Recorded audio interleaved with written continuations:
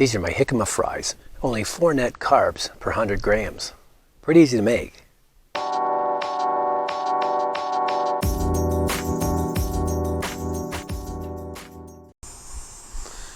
Okay, here we are for Jicama fries. And I've been working on this one for a while now, trying to make the perfect Jicama fry. The traditional way of making a French fry is you would prep your fry, your potato fry, and you double fry it. You'd go at a lower heat and then a higher heat, but that actually doesn't work with the Jicama. So I've got a new method, and my recipe is below in the comments section, and this works out pretty well. Jicama has about 4 net carbs per 100 grams, so that's about 12 net carbs right there. So we're going to take some water in a pot and bring it to a boil.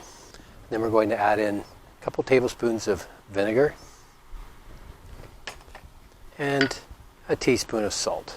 I've cut it kind of like traditional fry style, probably a 1/2 inch by a 1/2 inch.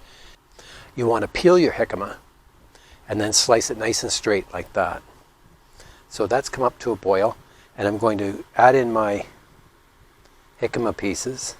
They're very neutral in taste, so I like the vinegar and the salt in there. That's what I used to do with when we figured out how to make McDonald's French fries years ago. I'm going to bring that up to a good boil, and I'm going to cook that for 15 minutes. And then after 15 minutes, I'm going to put it into a colander, and I'm going to let it drain and dry really well. And then we'll go on to the next stage. Okay, here we are. I boiled my Jicama fries for 15 minutes, and then I put them into a colander to drip dry. And you could actually put them into the fridge too if you want, and then fry them the next day.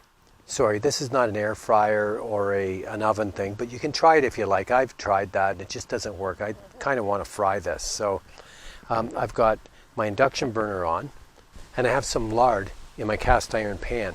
Now I'm going to take these Jicama fries, they're nice and dry, and just put them in and fry them to a golden brown. It's that easy. I'll probably do this in 2 batches.